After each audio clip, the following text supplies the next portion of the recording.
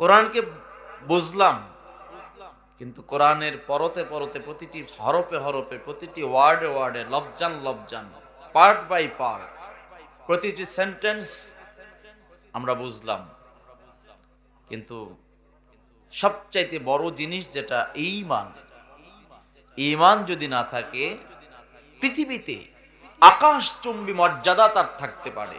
Bill Gates বলেন, পৃথিবীতে একজন মানুষকে, কোনো মানুষকে অনুসরণ করার সুযোগ আল্লাহ দেয় নাই, সুযোগ কেবল আমাদের মুমিনদেরকে দিয়েছেন। মানুষকে যদি অনুসরণ করতে হয়, আতিউল্লাহ ওয়া আতিউর রাসূল ওয়া উলিল আমরি মিনকুম, আল্লাহ পাকের ঘোষণা। আমি রবকে মানো, আমি রবের পরে 2 নাম্বার সিলেক্টেড আমি করে নিয়েছি, যাকে আমি আমার রব বন্ধু হিসেবে গ্রহণ করে নিয়েছি, তাকে আমি সারে হিসেবে, শরীয়তের প্রণেতা হিসেবে, এ টু জেড লাকাদ কানা লাকুম ফি রাসূলিল্লাহি উসওয়াতুন হাসানাহ। রব্বে কারীম বলে, কারোর মধ্যে এ টু জেড অনুসরণীয় কোনো বিষয় আমি দিয়ে রাখি নাই, কিন্তু আমার বন্ধু রাসূলের মধ্যে তোমাদের উত্তম আদর্শ রেখে দিয়েছি, তাকে মানবা তো তুমি কামিয়াব হয়ে যাও। বলুন সুবহান। একজন মানুষই তিনি, মিখাইল গর্বাচি যখন বই লিখতে যায়, তখনও রাসূলুল্লাহি সাল্লাল্লাহু আলাইহি ওয়াসাল্লামের নামটা বাদ দেওয়া সম্ভব তার হয় না। পৃথিবীতে যারাই এসেছে আজকে নাম কাম অনেক কিছু কামাইতেছে, কিন্তু রসুলের সাথে তুলনা তো দূরের কথা, রসুল তো রসুল, তার সাথে তুলনাও কাউকে করা যায় না। যেহেতু আল্লাহ নিজে বলে, ইন্নাকা লা আলা খুলুকিন আযীম, সুবহানাল্লাহ বলবেন না? আল্লাহ পাক রসুলকে এমন ভাবে সৃষ্টি করেছেন, এই সৃষ্টির সাথে অন্য কারো তুলনাই হয় না, এমন চরিত্র দিয়েছেন যে চরিত্র কারো হতেই পারে না। বলুন সুবহানাল্লাহ। যার এ টু জেড মানা যাবে, তিনি কেবল একজন মানুষ, তিনি রাসূলুল্লাহ সাল্লাল্লাহু। তাহলে পরবর্তী আয়াতে যখন আল্লাহ বলেন ওয়া উলিল আমরি মিনকুম, সেটার কি হবে? ওগো আল্লাহর বান্দারা, খুব লক্ষ্য করে শুনুন, আল্লাহ পাক রব্বুল আলামিন ঘোষণা করেন, আমার বান্দারা, রব হিসেবে আমি আল্লাহকে তোমরা অনুগত, আমি আল্লাহর অনুগত হও, আমি আল্লাহর অনুগত তোমরা করো। সেকেন্ড পজিশনে, আমি রবের বন্ধু, পৃথিবীতে যাকে আমার বন্ধু হিসেবে প্রেরণ করেছি, আমি রব যাকে সর্বপ্রথম সুপারিশের অনুমতি দিব, আমি রব যাকে আমার সব ভালোবাসার মূল হিসেবে যাকে আমি সৃষ্টি করেছি, ওই হাবিবুল্লাহ মুহাম্মদ আরবি সাল্লাল্লাহু আলাইহি ওয়াসাল্লামকে তোমরা মানো, তাকে তোমরা অনুসরণ করো। আল্লাহ পাক রব্বুল আলামিন ঘোষণা করেন, আমার বান্দারা শোনো, ওয়ামা আতাকুমুর রাসূলু ফাখুযুহুম ওয়ামা নাহাকুম আনহু ফান্তাহু। চিৎকার দিয়ে বলা যাবে কি সুবহানাল্লাহ? আল্লাহ পাক রব্বুল আলামিন ডাক দিয়া বলেন, আমার বান্দারা শোনো, আমি রব, আমাকে আনুগত্য করার জন্য তোমাদেরকে আমি হুকুম দিলাম। দ্বিতীয় পর্যায়ে আনুগত্য করবা আমার বন্ধু রাসূলুল্লাহ সাল্লাল্লাহু আলাইহি ওয়াসাল্লাম। রাসূল যখন থাকবেন না, রাসূলের কাজগুলো কিয়ামত পর্যন্ত যারা আঞ্জাম দিয়ে যাবে, যারা লালন পালন করে যাবে, যারা শিক্ষা দিয়ে যাবে, তালিম দিয়ে যাবে, তরবিয়ত দিয়ে যাবে, তারা হলেন উলিল আমর। এই উলিল আমরদেরকে তোমরা মানো। এই মারার হুকুম আমি রবের পক্ষ থেকে সমস্ত মুমিনদের উপরে আমি আল্লাহ আবশ্যক করে দিলাম। চিৎকার দিয়ে বলা যাবে কি সুবহানাল্লাহ? মুফাসসিরে কেরামগণ বলেন, উলিল আমর কারাম, প্রথম শ্রেণী উলিল আমর হলো রাসূলের ইন্তেকালের পরে, রাসূল দুনিয়াতে নাই, সাহাবায়ে কেরাম প্রথম শ্রেণীর উলিল আমর। বর্তমান সময়ে সাহাবায়ে কেরাম নাই, তাবেঈন নাই, তাবেঈন নাই, উলামায়ে মুতাকাদ্দিমিন নাই।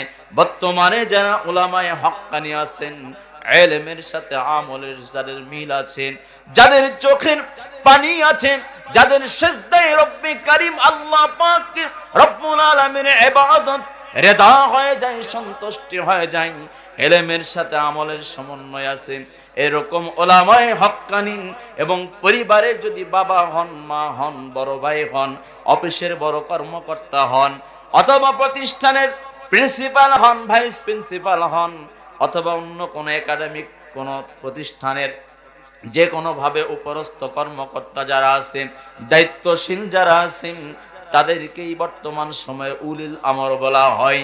এই উলিল আমর শরীয়তের খেলাফ না হওয়া পর্যন্ত তাদের কথা মান্য করা আমাদের জন্য ওয়াজিব। পরিবারের প্রধান যিনি বাবা থাকবেন, বাবা যদি শরীয়তের খেলাফ না করে, বাবা যদি আল্লাহর বিরুদ্ধে, রসুলের বিরুদ্ধে, কোরআন সুন্নাহর বিরুদ্ধে কোনো কথা না বলেন, বাবা মার কথা, বড় ভাইয়ের কথা মেনে চলা প্রত্যেকটি সন্তানের জন্য এবং ছোট ভাই বোনদের জন্য এটা ওয়াজিব। অফিসের কর্মকর্তা যারা থাকবেন, শরীয়তের খেলাফ যদি না হয়, তারা যেগুলো বলবেন এগুলো মান্য করে চলা এটা ওয়াজিব। প্রতিষ্ঠানের প্রিন্সিপাল যা বলবেন, শরীয়তের খেলাফ যদি না হয়, এগুলো মান্য করে চলা এটা ওয়াজিব। আর এরা বর্তমান সময়ে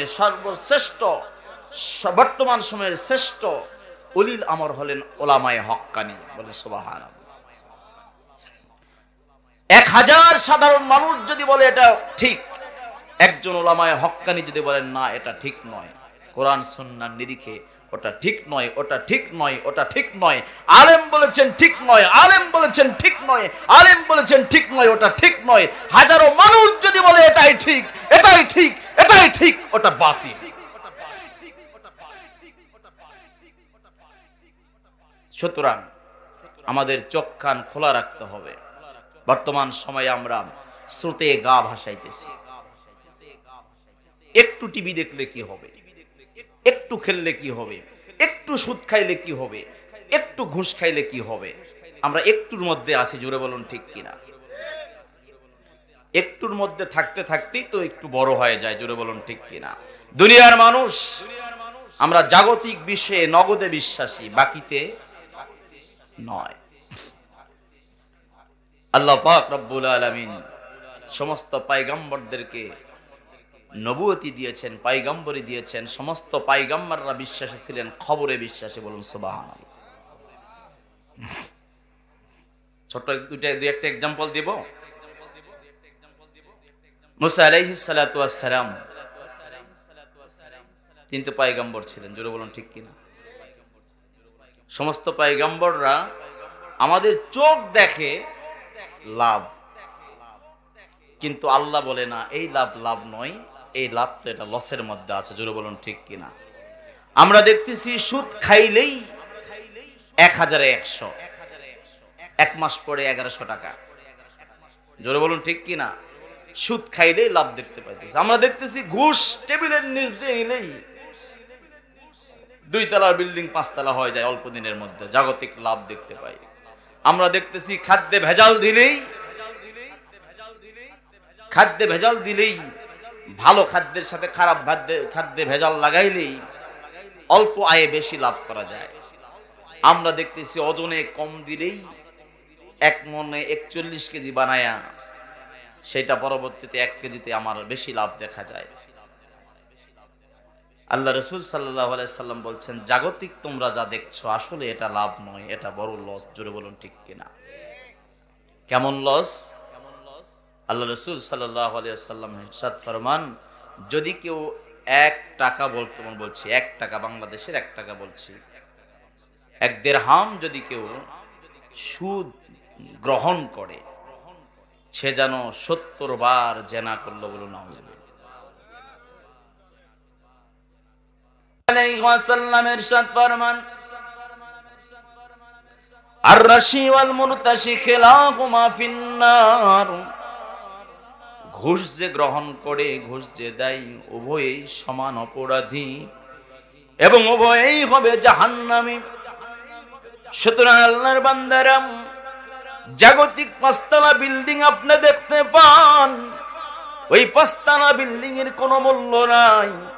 আপনার মরণের সাথে সাথে ওয়ারিসরা ওই 5 তলা বিল্ডিং তারা ভাগ করা নিয়ে ব্যস্ত হয়ে যাবে।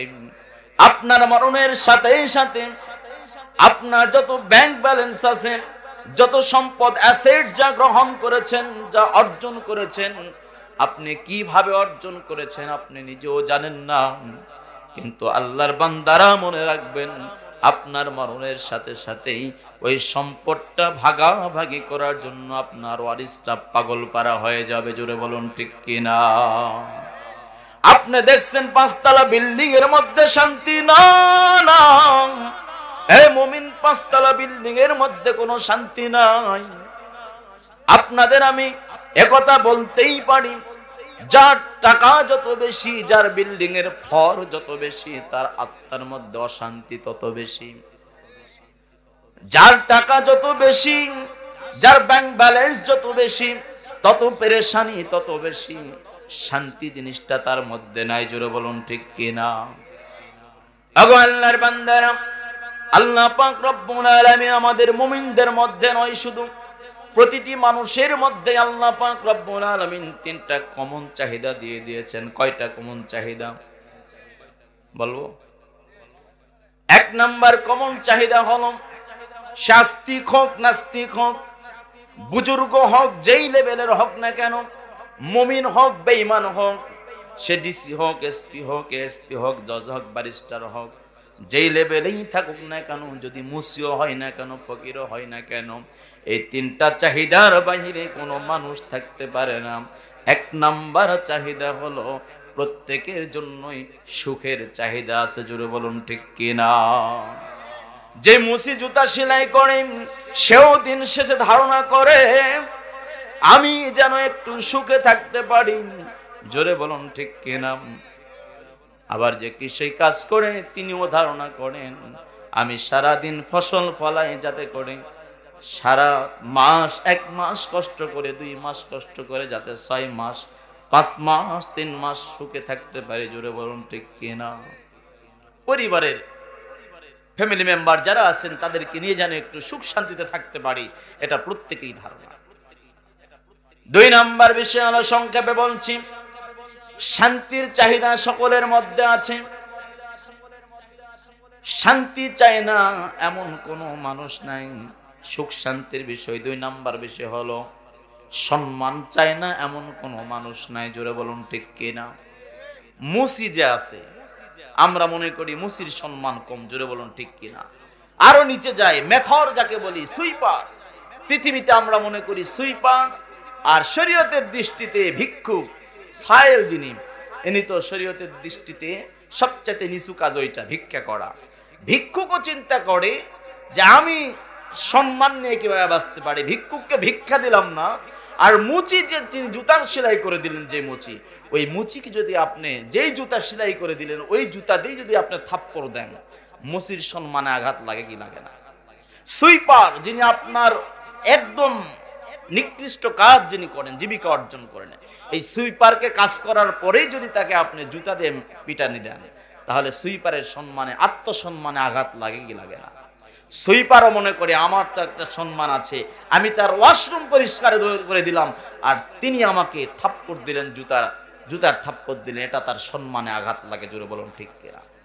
সুইপারও মনে করে আমার পরিবারের সম্মান যেন ঠিক থাকে, আমি যেন একটু সুখ পাই, এই জন্য তো সুইপার সুইপারগিরি করে, মুচি মুচিগিরি করে, ফকির ফকিরগিরি করে, কৃষক কৃষি কাজ করে, অফিসার অফিসারগিরি করে, অন্যান্য যে যে লেভেলে আছেন উনি ওই লেভেল থেকে তার কার্যক্রম পরিচালনা করে। জোরে বলুন ঠিক কিনা? 3 নাম্বার চাহিদা, নিরাপত্তা প্রত্যেকের দরকার আছে। ডিসির নিরাপত্তা লাগে, এসপির নিরাপত্তা লাগে, এডিসির নিরাপত্তা লাগে, এসপি স্যারের নিরাপত্তা লাগে, ম্যাজিস্ট্রেটের নিরাপত্তা লাগে, এমনকি মুসির এবং মুসির পরিবারের সন্তানদেরও এবং সুইপারের পরিবারের সদস্যদেরও নিরাপত্তার দরকার আছে না নাই?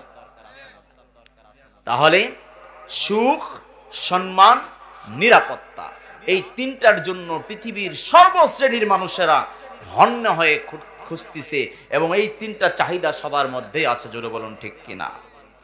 তাহলে এই 3টা চাহিদা পূরণ করতে পারেন কে? জোরে বলেন। অন্য কেউ পারেন মনে হয়, জয়পুরহাটবাসী মনে স্লোগান দিতে পারে না। স্লোগান দিতে পারেন নাকি? স্লোগান তো অনেকদিন তো ভুলেও গেছেন, নারে তাকবীর ভুলে গেছেন, আল্লাহু আকবার ভুলে গেছেন, এজন্য স্লোগান দেওয়া কি ভুলে যাবেন নাকি?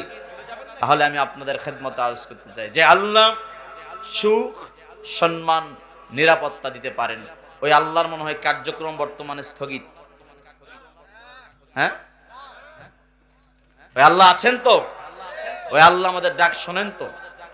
আল্লাহর বান্দারা, আল্লাহ পাক রব্বুল আলামিনের বান্দার দিকে রব্বে কারীম সব সময়ের জন্য তিনি রহমতের নজর তার বান্দাদের দিকে দিয়ে আছেন।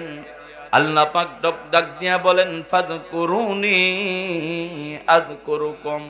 আমার বান্দা, আমার দিকে তুমি, আমাকে তুমি ডাকো, আমি আল্লাহ তোমার ডাকে সাড়া দেব। চিৎকার দিয়ে বলা যাবে কি সুবহানাল্লাহ? আমাকে তুমি ডাকো, আমি রব তোমাকে স্মরণ করব। তুমি আমাকে আল্লাহ বলে ডাকবা, রব বলে ডাকবা, সত্তার বলে ডাকবা, গফফার বলে ডাকবা, গফুর বলে ডাকবা। আমি তোমাকে লাব্বাইক ওয়া সাদাইক ইয়া আবদি বলে ডাক দিব। চিৎকার দিয়ে বলা যাবে কি সুবহানাল্লাহ? আল্লাহ পাক রব্বুল আলামিন ডাক দিয়া বলেন, উদউনি আস্তাজিব লাকুম। আমার বান্দা শোনো, তুমি আমাকে ডাক দিবা, আমি রব তোমার ডাকে সাড়া দেব। তাহলে আমরা দুনিয়ার হাইসিয়তে দেখছি জাগতিক লাভ, কিন্তু আল্লাহ আল্লাহ রসুল বলেন এ লাভ লাভ নয়। জোরে বলুন ঠিক কিনা?